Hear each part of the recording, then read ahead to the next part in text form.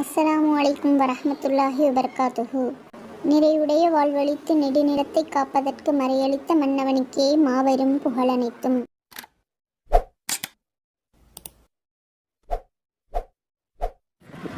அவுது பில்லாஹி மினஷ் ஷைத்தானிர் ரஜீம். பிஸ்மில்லாஹிர் ரஹ்மானிர் ரஹீம். இன்று நாம் திருக்குர்ஆனில் நோன்பை பற்றி அல்லாஹ் என்ன சொல்லியிருக்கான் அப்படிங்கிறத பற்றி பார்க்க போகிறோம் இன்ஷா அல்லாஹ். கேட்டு அதன்படி அமல் செய்ய எல்லாரும் முயற்சி செய்யுங்க இன்ஷா அல்லாஹ். கேட்டு அதை மற்றவங்களுக்கும் எத்தி வைங்க. ஈமான் கொண்டவர்களே, உங்களுக்கு முன் இருந்தவர்கள் மீது நோன்பு விதிக்கப்பட்டிருந்தது போல உங்கள் மீதும் அது விதிக்கப்பட்டிருக்கிறது. அதன் மூலம் நீங்கள் தூய்மையுடையவர்களாக ஆகலாம். அல் குர்ஆன் 2:183 இந்த ஆயத்தில் இருக்கின்றது. இன்ஷா அல்லாஹ் குர்ஆனில் இதனுடைய விரிவுரையை பார்க்கலாம். நோன்பு உடலை பலகீனப்படுத்துமாம்.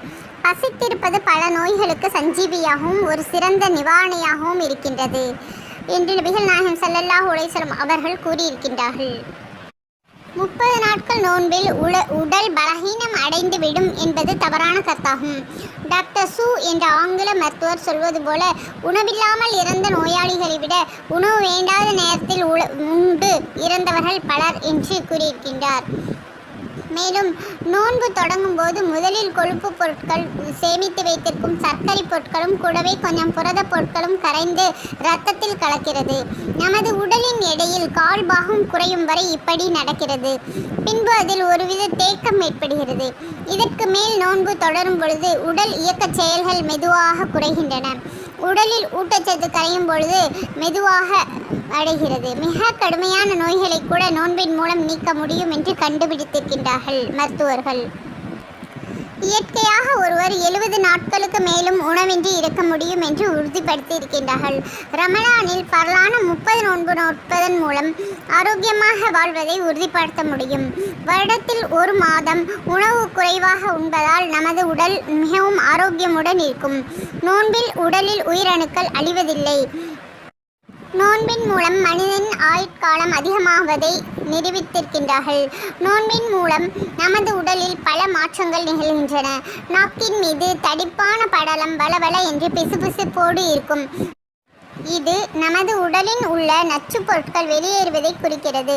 பசி முழுவதும் இயல்பாக திரும்பும் பொழுது நாக்கிற்கு வெண்மை நிறம் மாறி சிகப்பு நிறம் வந்துவிடும். நோன்பின் பொழுது வெளியிடும் மூச்சு காற்றின் வாசனையில் தீய நாற்றம் வெளிப்படும். இது நுரையீரல் உயிர் அணுக்களில் சேர்ந்து இருக்கும் விஷக்காற்றை வெளியேற்றுவதால் ஏற்படுகிறது. தொழுகையின் பொழுது ஏற்படும் சுவாச இயக்கத்தினால் புது காற்று உடலை நிரப்பிக் கொண்டு வெளியேறும் பொழுது உடல் முழுவதும் ஒரு புண்ணிய நறுமணம் வருவதை மூச்சும் மணப்பதையும் உணரலாம். உடல் நலம் உண்டானதற்கு இது அறிகுறி. நோன்பின் போது உடல் வெப்பம் குறைகிறது. பின்பு வெப்பம் உயர்ந்து சராசரி நிலையை அடைகிறது. இது உடல் ரசாயன சமநிலையை அடைந்துவிட்டது என்பதை உணர்த்துகிறது. நோன்பின் துவக்கத்தில் நாடி துடிப்பு அதிகமாகும். பின்பு கழிவுப் பொருட்களை வெளியேற்ற உடலுக்கு அதிக வேலை இல்லாததால் உடல் இயல்பான நிலைக்கு மீண்டும் வந்துவிடும். நோன்பு சிறந்த நோய் நிவாரணி. நோன்பின் துவக்கத்தில் உடல் எடை வேகமாக குறையும். ஆனால் சில நாட்கள் நோன்பு தொடரும் பொழுது உடல் எடை குறையும் அளவு கட்டுப்படுத்தப்பட்டு வேண்டாத அதிகப்படியான சதை மட்டும் குறையும். நோன்பு முடித்து நல்ல உணவு உண்டு வந்தால் உடல் எடை கூடிவிடும். எடை குறைக்க நினைப்பவர்கள் உணவில் கவனமாக இருக்க வேண்டும். நோன்பில் இரைப்பைக்கு நல்ல ஓய்வு கிடைக்கின்றது. அதன் உட்புறச் சுவர்கள் அதிகமாக புதியதாக மாற்றப்படுகிறது.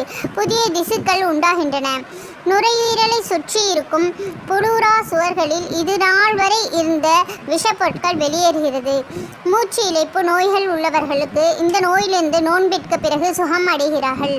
குரல் வளை சீர்படுகிறது. கல்லீரல் இரத்தத்தில் உள்ள பித்த நீரின் அளவை சமநிலையில் வைக்கின்றது. சிறுநீரகத்தில் இரத்தத்திலிருந்து பிரிந்து அசுத்தங்களை நன்கு வெளியேற்றுகிறது. இதய சுவர்கள் வலிமையடையும் திறன் நோன்பின் மூலம் அதிகமாக இருக்கின்றது.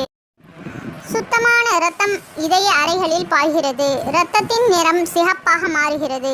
தராவி தொழுகை, அதாவது நோன்பு காலத்தில் இரவு நேர சிறப்பு இறைவணக்கம் சிறந்த உடற்பயிற்சியாக அமைகிறது. அப்போது தோலின் மூலம் கழிவுகள் விரைவாக வெளியேற்றப்படுகின்றன. லட்சக்கணக்கான தோலில் உள்ள வியர்வை சுரப்பிகள் மூலம் நீராவி, யூரியா, வேண்டாத உப்புக்கள் வெளியேற்றப்படுகிறது. நோன்பின் மூலம் உடல் வெப்பம் உண்டாகிறது. குளிப்பதால் தோல் புத்துணர்ச்சி அடைந்து குளிர்ச்சி அடைகிறது. ஆகவே தினமும் குளிக்க வேண்டும்.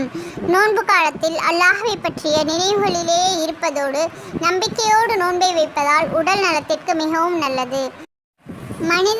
மனிதனுக்கு அவனுடைய வயிற்றை காட்டிலும் மிக கெட்ட பாத்திரம் வேறொன்றும் இல்லை என்று நபிகள் நாயகம் ஸல்லல்லாஹு அலைஹி வஸல்லம் அவர்கள் கூறியிருக்கின்றார்கள். மனிதனுக்கு உயிர் வாழ சில கபலம் உணவு போதுமானது. ஆனால் அவன் அதிகமாக உண்ண வேண்டிய தேவை ஏற்பட்டால் வயிற்றில் 1/3 பாகம் உணவிற்கும் மற்றொரு பாகம் தண்ணீருக்கும் வேறொரு பாகம் மூச்சு விடுவதற்கும் வைத்துக் கொள்ளவும் என்று நபிகள் நாயகம் ஸல்லல்லாஹு அலைஹி வஸல்லம் அவர்கள் கூறியிருக்கின்றார்கள். மேலும் பழங்களின் மருத்துவ குணங்களை அறிந்து அவற்றை விரும்பி உண்டு வந்தார்கள். நோன்பு காலங்களில் பழங்கள் அதிகமாக உண்பது மிகவும் நல்லது. பேத்தம்பழம் குறிப்பாக அதிகமாக சாப்பிட வேண்டும். ஒருவர் நாள்தோறும் ஒரு பழம் சாப்பிட வேண்டும். உணவு அரை வயிற்றுக்கு மட்டும் சாப்பிட வேண்டும். கால் வயிறு தண்ணீர் குடிக்க வேண்டும். மீதி கால் வயிறு காலியாக விட்டுவிட வேண்டும் என்பதே ஆராய்ச்சியாளர்கள் மருத்துவர்களின் முடிவாகும். இதன் பலன் என்ன என்று கேட்கிறீர்களா? இப்படி சாப்பிடுபவர்கள் நீண்ட நாள் வாழ்வதற்கு சில ஆராய்ச்சியாளர்கள் சொல்கின்றார்கள். நோன்பின் மருத்துவ நன்மைகள். நோன்பு வைப்பதால் நோய்கள் குணமடைகிறது. அது மட்டுமல்லாமல் நோய் வராமலும் தடுக்கப்படுகிறது. அதிக இரத்த அழுத்தம் இருந்தால் குறைந்துவிடும். இரத்தத்தில் கொழுப்புகளையும் கொலஸ்ட்ராலையும் குறைக்கின்றது. இதய நோய் வருவதை தடுக்கின்றது. உடலில் இரத்த ஓட்ட சுழற்சியை சீராக்குகிறது. இரத்தத்தில் சர்க்கரை அளவை கட்டுப்படுத்துகிறது. மூட்டு வலி, ஆஸ்துமா போன்ற நோய்கள் குறைந்து விடுகிறது. மூச்சுக்குழல் அழற்சி, உடல் எடை, செரிமான கோளாறுகள், மைக்ரோன் தலைவலி, மலச்சிக்கல், தோல் வியாதிகள் ஆகியவைகள் குணமடைகின்றது. நோன்பு வைப்பதால் உடல் நோய் எதிர்ப்பு சக்தி பெறுவதால் நோயில்லாமல் வாழ அல்லாஹ் தஆலா நம்மை பாதுகாக்கின்றான். உடலில் ஏற்படும் காயங்கள், ஆபரேஷன் காயங்கள், உடைந்த தசைகள் ஆகியவை துரித வளர்ச்சியை மாற்றமடைந்து நோன்பின் மூலம் வேகமாக குணமடைகின்றது.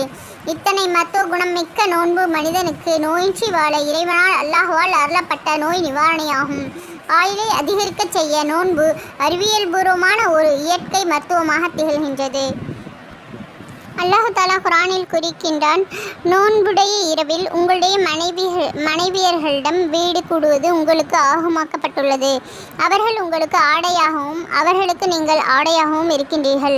இதற்கு நிச்சயமாக நீங்கள் நோன்பின் இரவுகளில் மனைவியருடன் கூடி உங்களுக்கே நீங்களே சதி செய்து கொண்டிருந்தீர்கள் என்பதை அல்லாஹ் அறிந்து உங்களுடைய தௌபாவை மன்னிப்பு கோருதலை ஏற்று உங்களை விட்டும் அந்த பாவத்தை அழித்து விட்டான்.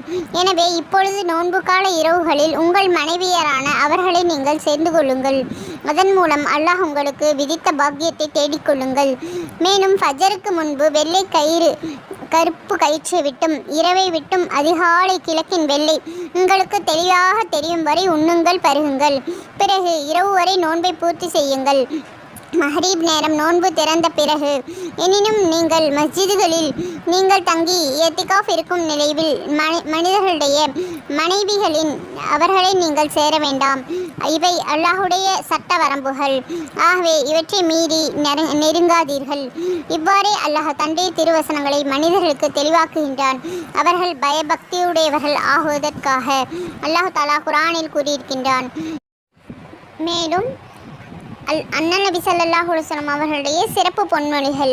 ஒருவர் புனித ரமலான் நோன்பை அல்லாஹ்விற்காக நன்மையை நாடியவர்களாக நோன்பு நோட்பார்களே ஆனால் அவருடைய முன் செய்த பாவங்கள் அனைத்தையும் அல்லாஹ் தஆலா மன்னிக்கின்றான் என்று அண்ணல் நபி ஸல்லல்லாஹு அலைஹி வஸல்லம் அருளியுள்ளார்கள். நூல் மிஸ்காத். நோன்பாளிகளுடைய வாய் நாற்றமாகிறது, அல்லாஹ்விடத்தில் கஸ்தூரியின் நறுமணத்தை விட மிக மனமுள்ளதாக இருக்கின்றது என்று மாநபி ஸல்லல்லாஹு அலைஹி வஸல்லம் அவர்கள் கூறியுள்ளார்கள். மறுமையில் அர்ஷின் கீழே உணவிற்காக விரிப்பு விரிக்கப்பட்டு நோன்பாளிகள் அதன் மீது அமர்ந்து உணவு அருந்திக் கொண்டிருப்பார்கள். ஆனால் மற்ற ஜனங்களோ கேள்வி கணக்கில் மாட்டி தத்தளித்துக் கொண்டிருப்பார்கள். கேள்வி கணக்கில் சிக்கிய மக்கள் கூறுவதாவது, பாருங்கள், நாம் கேள்வி கணக்கில் இருந்து கஷ்டப்பட்டு கொண்டிருக்கின்றோம், அவர்களோ உணவு அருந்திக் கொண்டிருக்கின்றார்கள் என்பதாக கூறுவார்கள். உடனே அவர்களிடம், நீங்கள் உலகில் நோன்பு நோட்காமல் உண்டு கழித்து கொண்டிருந்தீர்கள். இவர்களோ அந்த நேரம் அல்லாஹ்வினுடைய அன்பை நாடி நோன்பு வைத்திருந்தார்கள். மேலும் அல்லாஹ்வின் அன்பைத்தான் இப்பொழுது அவர்கள் கூலியாக பெற்றுக்கொண்டிருக்கின்றார்கள். நீங்களோ உங்களுடைய கூலியை பெற்றுக்கொண்டிருக்கின்றீர்கள் என்று கூறப்படும். நூல் தர்கீப். நரகத்தின் தலைவாசல்கள் அடைக்கப்பட்டிருக்கின்றன. இன்னும் ஜின் சைத்தான்களுக்கு விளங்கப்படுகிறது. நோன்புடைய மாதத்தில் இவை அனைத்தும் நடைபெறுகிறது என்று அருமை நபி ஸல்லல்லாஹு அலைஹி வஸல்லம் அவர்கள் கூறியுள்ளார்கள். நூல் மிஸ்காத். மேலும் நோன்பு வைக்கும் பொழுது கிழக்கு வெளுத்தது, அதாவது சுபுகுடைய பாங்கு சொல்வதற்கு 10 நிமிடம் முன்பாகவே நாம் நோன்பை முடித்து கொள்ள வேண்டும்.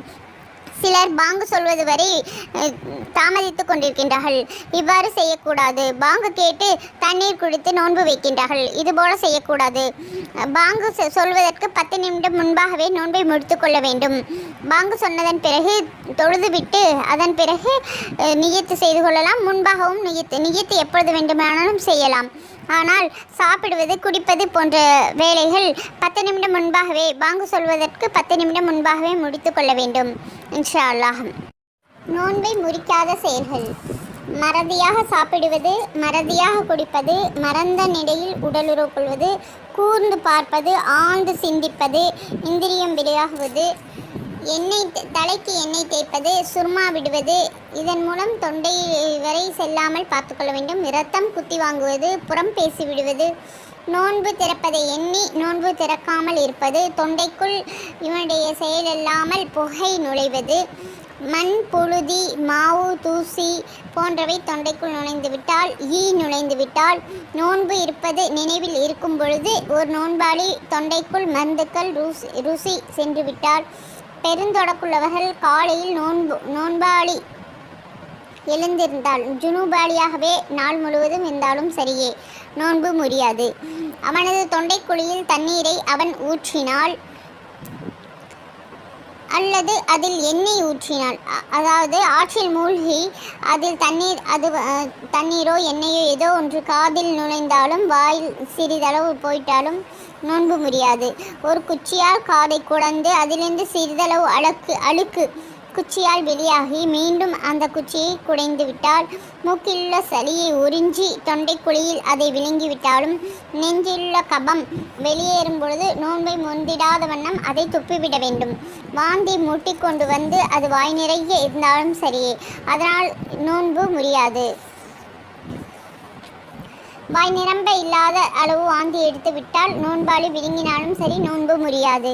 பற்களுக்கிடையிலிருந்த கடலை பரிமாணத்திற்கு குறைவாக உள்ளதை விழுங்கிவிட்டால் நோன்பு முறியாது. கடுகளவு பரிமாணமுள்ள பொருளை வாய்க்கு வெளியே இருந்து விழுங்கி அதன் சுவை அவனது தொண்டை வரை அடையவில்லை என்றாலும் நோன்பு முறியாது. இவை அனைத்து செயல்களும் நோன்பு இருக்கும் பொழுது நோன்பாளிக்கு நோன்பு முறியாது இன்ஷா அல்லாஹ். மேலும் கிழக்கு வெளுத்து விட்டதோ என்ற சந்தேகம் வரும் வரை சஹர் சாப்பிடுவதை பிற்படுத்தக்கூடாது. இந்த எண்ணம் உதிக்கும் முன்பே சஹர் செய்வதை முடித்து கொள்ள வேண்டும் இன்ஷா அல்லாஹ். மேலும் சிறு குழந்தைகளை நோன்பு வைக்க பழக்கப்படுத்த வேண்டும். நோன்பு நோட்க தகுதி படைத்த சிறுவர்கள் நோன்பை நோட்க சொல்லி ஏவ வேண்டும். இளம் சிறுவர்கள் 10 வயதை அடைந்துவிட்டால் நோன்பு விடுவது கொண்டு அடித்து அறிவூட்டப்பட வேண்டும். எனவே பருவ வயதை எட்டாத இளம் சிறுவர்களையும் நோன்பு முடிப்பதால் அதை திரும்ப கலா செய்யும்படி ஏவ வேண்டியதில்லை. ஆனால் தொழுகை அந்த விதமாக இல்லை. 7 வயது ஆனதும் தொழுகையை திரும்ப கலா செய்யும்படி கூறி தொழுக வைக்க வேண்டும்.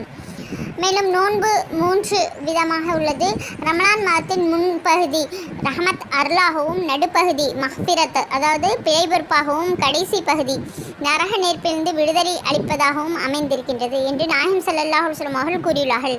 எனவே நாம் ரமலானுடைய மாதத்தில் ஆரம்ப 10 நாட்களில் ரஹமத்தை நாடி துஆ செய்ய வேண்டும். 2வது 10 நாட்களில் அதிகமாக பாவ மன்னிப்பு தேடி துஆ செய்ய வேண்டும். 3வது 10 நாட்களில் இன்ஷா அல்லாஹ் நரக விடுதலைக்காக வேண்டி அதிகமாக துஆ செய்ய வேண்டும். முதல் 10 நாட்களில் அல்லாஹும்ம மர்ஹம்னி பிரஹ்மதிக யா ரஹ்மர் ராஹிமீன் என்ற துஆவை அதிகமாக ஓத வேண்டும். 2வது 10ல் அல்லாஹும்ம மக்ஃபிர்லி துனூபி யா ரப்பல் ஆலமீன் என்ற துஆவை அதிகமாக ஓத வேண்டும். 3வது 10ல் அல்லாஹும்ம மக்தினி மினன் நாரி வஅத்கில்னி ஃபில் ஜன்னதி யா ரப்பல் ஆலமீன் என்ற துஆவை அதிகமாக ஓத வேண்டும். மேலும் லைலத்துல் கத்ர் இரவை அனுதினமும் தேட வேண்டும். 27ஆம் நாளில் அதிகமாக தேட வேண்டும். அந்த நாளில் அல்லாஹும்ம இன்னக அஃபூன் துஹிப்புல் அஃபா ஃபஅஃபு அன்னி என்ற துஆவை அதிகமாக ஓத வேண்டும். மேலும் அதிகமாக இஸ்திக்ஃபார் செய்ய வேண்டும். மேலும் ரமலானுடைய கடைசி 10 நாட்களில் இத்திகாஃப் இருப்பதை அல்லாஹ் மிகவும் விரும்புகின்றான். ஏத்தகாஃப் விரும்பிய அல்லாஹ் தனது அடியானை இறுதி ரமலானின் 10 நாட்களில் தனது வீட்டிலேயே பெண்கள் இருக்கும்படியும் ஆண்களை பள்ளிவாசலில் தங்கியிருக்கும்படியும் ஆணையிடுகின்றான். அங்கே தங்கியிருக்கும் நிலைதான் ஏத்திகாஃப் என்று கூறப்படும். இறை திருப்தி ஒன்றையே குறிக்கோளாக ஏத்திகாஃப் உலகிலேயே மிகச்சிறந்த உபரிய வணக்கமாகும். இத்தகைய ஏத்திகாஃபிற்கு தலையாய முக்கியத்துவத்தை தாஹா நபி ஸல்லல்லாஹு அலைஹி வஸல்லம் அவர்கள் கூறுகிறார்கள். நபி ஸல்லல்லாஹு அலைஹி வஸல்லம் அவர்கள் ஏராளமான நற்செயல்களை சில சமயம் செய்தும் சில சமயம் செய்யாமலும் விட்டிருக்கின்றார்கள். ஆனால் புனித மதீனாவிற்கு சென்றதன் பிறகு தனது வாழ்நாள் இறுதி வரை ரமலானின் இறுதி 10 நாட்களில் எத்திகாஃப் இருப்பதை ஒருபோதும் விட்டதே இல்லை. இத்தகைய ஒரு நல்ல செயலை முழுமையாக பேணாமல் இருப்பது மிகவும் வியப்பிற்குரிய செயலே ஆகும். பெருமானார் ஸல்லல்லாஹு அலைஹி வஸல்லம் அவர்கள் கூறியுள்ளார்கள் என்று அப்பாஸ் ரலியல்லாஹு அன்ஹு அறிவிக்கும் ஒரு ஹதீஸ். ஏத்திகாஃப் இருப்பவர்கள் மனிதர்களுடன் கலந்துரையாடுவது மூலம் ஏற்படும் சகல பாவங்களை விட்டும் தப்பித்துக் கொள்கின்றார். மஸ்ஜிதிலேயே கட்டுண்டு கிடப்பதன் காரணமாக அவர் வெளியே ஓடி ஆடி சென்று செய்ய முடியாத நன்மைகள் அனைத்தையும் அவருக்காக அவருடைய பதிவேட்டில் அவர் செய்ததாக எழுதப்படுகிறது. ஏத்திகாஃப் இருப்பவர்களுடைய நன்மைகள் அனைத்தையும் செய்தவரைப் போல ஆகிவிடுகிறார். சுபஹானல்லாஹ். கோடி கோடியாக கொட்டி தீர்த்தாலும் பெற இயலாத நன்மைகளை அல்லவா ஏத்திகாஃபின் மூலம் நமக்கு கிடைப்பதாக நபி ஸல்லல்லாஹு அலைஹி வஸல்லம் அவர்கள் கூறியிருக்கின்றார்கள். ஏத்திகாஃபின் நன்மைகள் இன்னும் கொஞ்சம் பாருங்கள். ரமலானின் பிந்திய 10 நாட்களில் ஏத்திகாஃபிற்குரிய நன்மையானது 2 ஹஜ் 2 உம்ராக்களின் நன்மைக்கு நிகரானதாக இருக்கும் என்று நபி ஸல்லல்லாஹு அலைஹி வஸல்லம் அவர்கள் கூறியிருக்கின்றார்கள். ஹஸரத் ஹுசைன் இப்னு அலி ரலியல்லாஹு அன்ஹு நூல் தப்ரானி. இத்தகைய உயர்வுமிக்க நல்ல மலை செய்கையை ஊரிலிருந்து ஒவ்வொரு இறை இல்லத்திலும் நிறைவேற்றிட உள தூய்மையோடு நாமெல்லாம் முன்வர வேண்டும். வல்லவன் அல்லாஹ் அதற்குரிய நல்ல பேச்சினை நம் அனைவருக்கும் புனித ரமலானில் கொடுக்கக்கூடிய பாக்கியத்தை தந்தருவானாக. அல்லாஹு தஆலா அருள் புரிவானாக. ஆமீன். இஸ்லாமிய 5 கடமைகளில் ஜக்காத் ஒரு கடமை. திருக்குர்ஆனில் இந்த கடமை பற்றி பல்வேறு இடங்களில் வலியுறுத்தி கூறப்படுகிறது. அக்கிமுஸ் ஸலாத்த வ ஆத்து ஜக்காத், தொழுது வாருங்கள் ஜக்காத் கொடுங்கள் என்ற சொற்றொடர் குர்ஆன் முழுவதும் பரவியிருப்பதை காணலாம். ஆனால் தொழுகை முதற் பெரும் கடமை என்றால் ஜக்காத் அதுக்கு அடுத்த அந்தஸ்தில் இருக்கின்றது.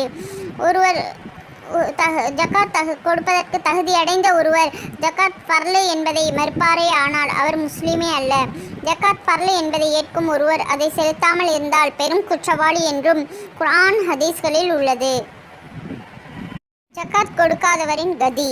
எவர்கள் பொன்னையும் பொருளையும் வெள்ளியையும் சேமித்து வைத்துக்கொண்டு அதை அல்லாஹ்வுடைய பாதையில் செலவு செய்யாமல் இருக்கின்றார்களோ அவர்களுக்கு துன்புறுத்தும் வேதனை பற்றி சுப செய்தி கூறுவீராக.